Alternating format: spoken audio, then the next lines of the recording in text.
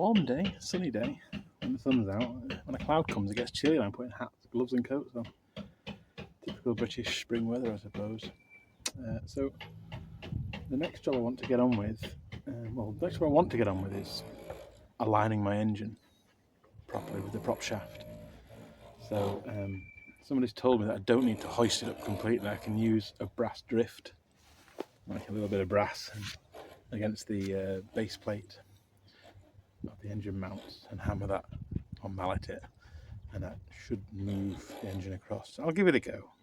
I'm not convinced, because when I've tried to lever it in the past, the engine just moved over on the mounts, and the feet have stayed where they are. I feel like I need to take some of the weight off. I'll try it, because to take the weight off I'm going to have to disassemble my engine frame on the floor and reassemble it on the deck here. What I'm going to do first, because it's a sunny day, is I'm going to take the old paint and rust off around the controls, around the instrument panel column, and give that a spray. I might put some fur tan on and then maybe spray it before I go. So it's got a few days to go off. Because what I want to do quite soon is install my 240 electrics. I'll show you what I mean. All this paint off, and I'm going to put a bit of angle iron across here. I've cleaned it up, it's waiting in the vise there to be cleaned up. So I'm going to clean up all this floor, rust treat it, prime it. Same with that bit of angle iron, and then the primer should be dry the next time I come down, and I can build the box, because I want to put my shore power connection at the stern now, because the mooring I'm going on to, I want to be backing into it so I can come and go closer to the bank, because the moorings that point out away from the facilities. So I don't want a big long cable trailing from the bow all the way along in risk of falling in the water and then into the connection. I want it to come in the back here. So I'm going to connector here. I might put the galvanic isolator here, down through there, and into my inverter charger and whatnot. So that's the plan for that. So I'm going to get this paint sorted and then see about loosening off the engine feet belt bolts down here again, and move that over. You can see that I'm using one of these fibrous discs on the grinder. Really good for getting paint up without damaging the metal. Cheap from China, work out about 50p a disc, I think. Gloves on, safety glasses on, guard on. Took myself a bit of an injury before, thinking I must put the guard on after this trip, and then I cut myself. Okay.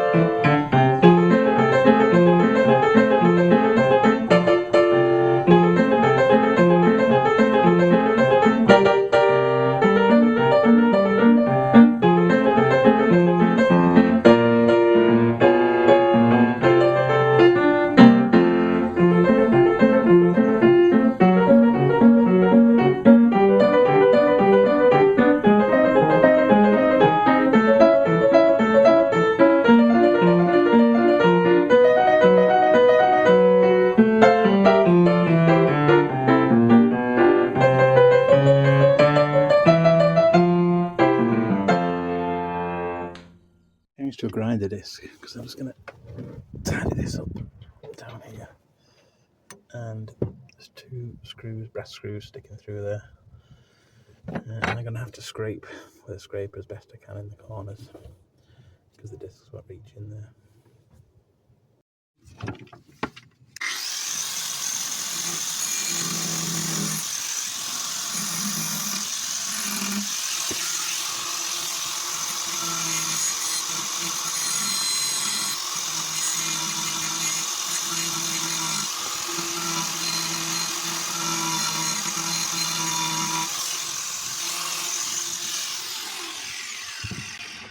So, 2 brass screws are nice and flush now. Nice with no sparks with brass or steel. This screw, I'm going to have to use cutting disc.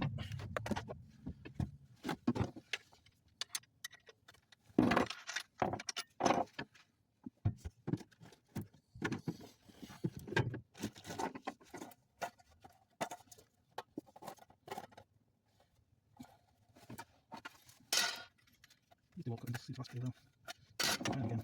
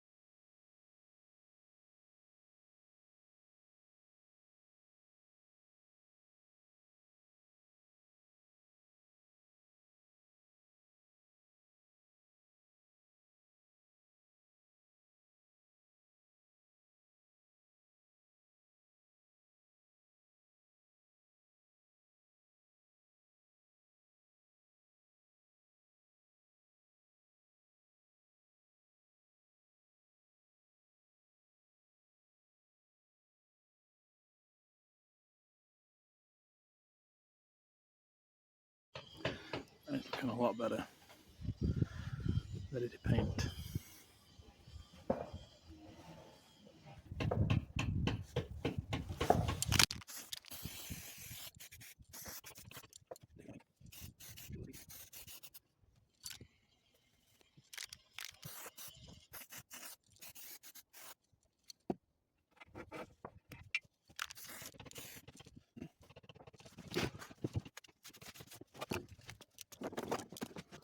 So that paint I'm using, it's like an all-in-one metal primer, but I've been using it on plywood and all sorts. It's just a great way of keeping the wet and the oxygen away from the bare metal.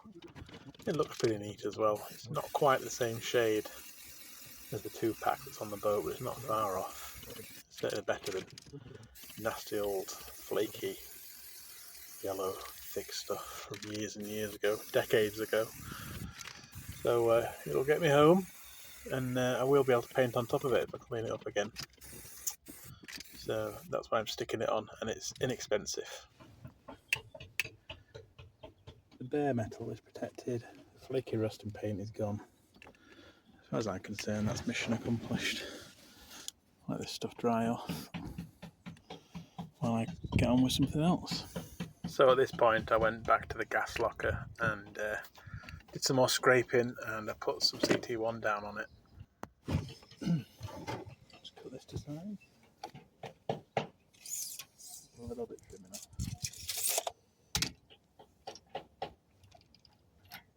See, it went on the bottom of the previous box. I want to go across the top of this one.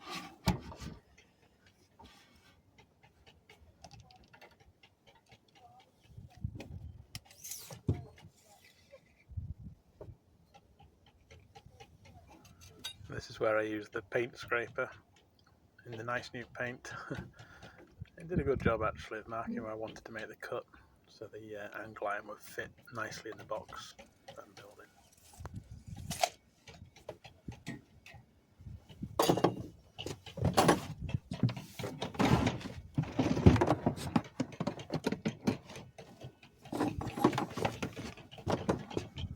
A lot of people.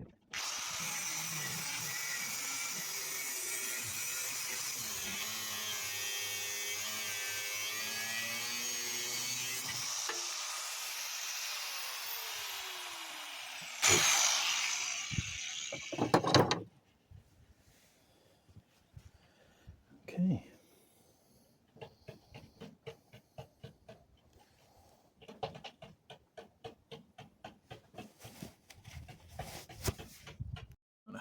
Pot noodle, chicken and mushroom of course.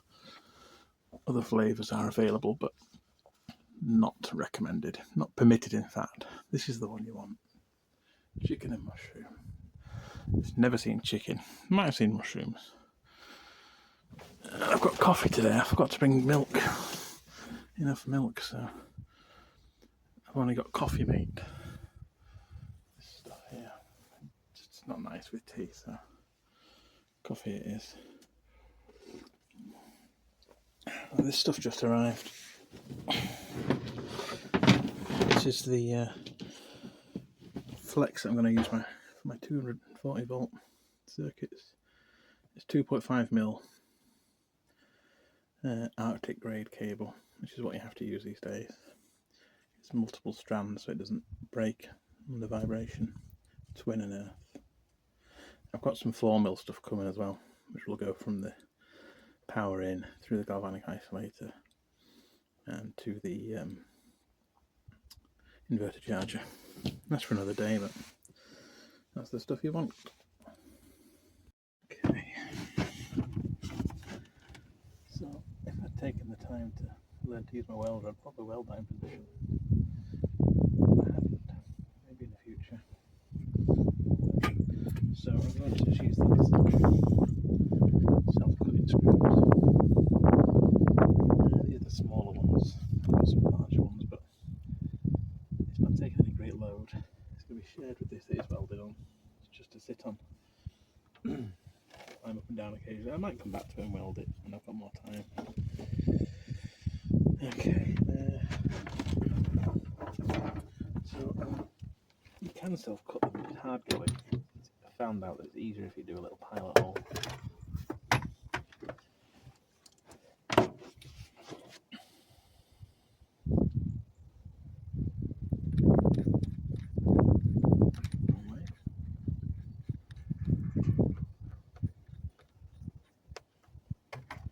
I keep this with drill bits now in the same box, so I don't lose it. He said a week before I lost it forever. Okay.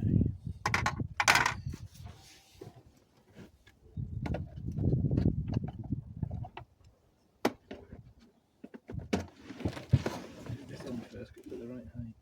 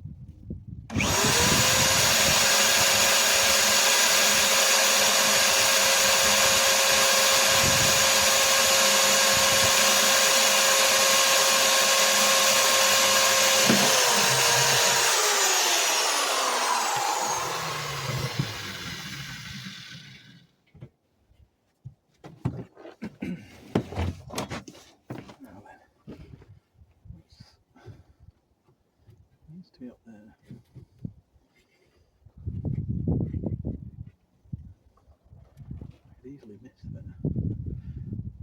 Must be drilling it in around there. So drill through the first bit of steel first.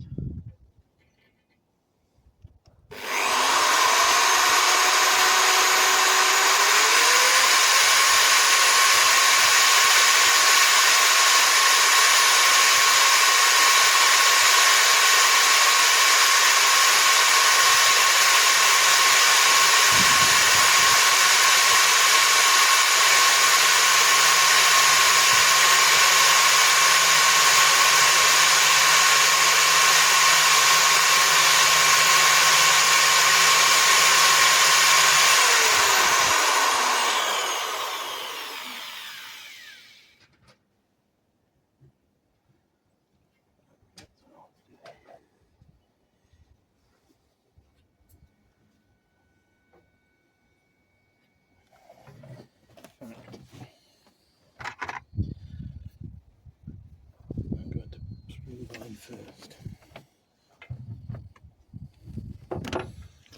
Bear with me.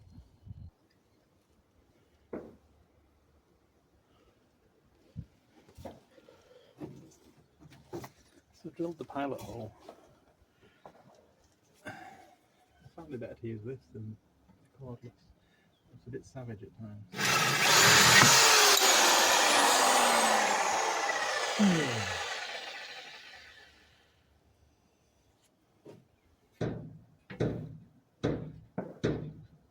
Need 3 hands.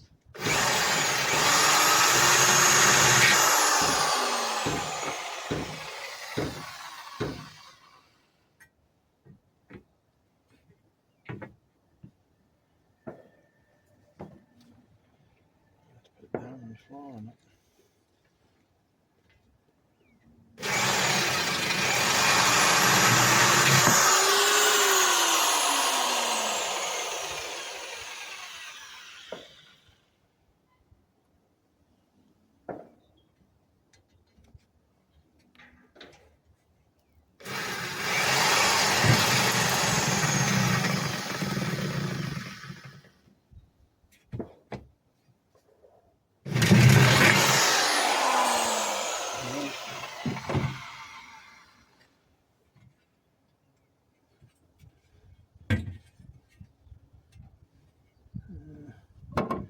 pull that out. Just straighten it out. And do both together.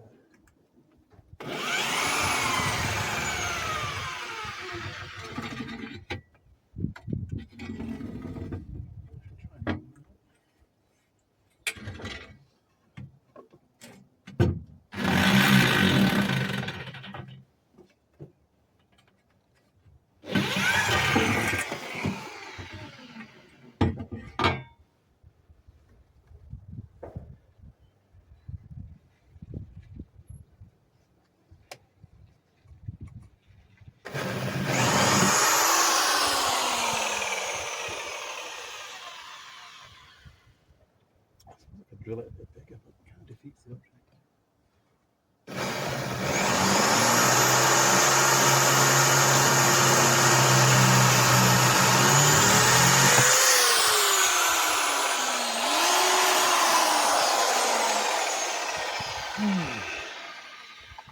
I think I'm going to have to.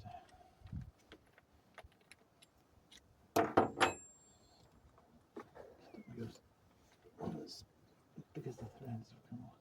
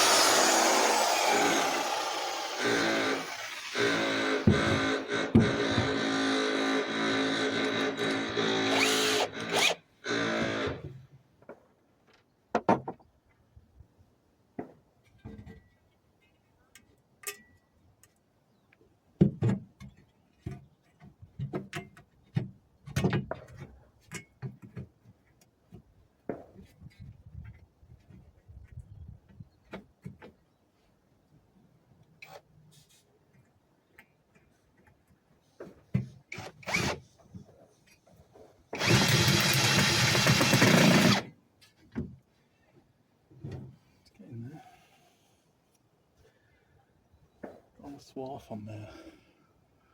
Frightening, because that means you're wearing the cap head of the screw down. Just don't want to be doing. I'll try it on the other side. I will tighten that first one up in a moment.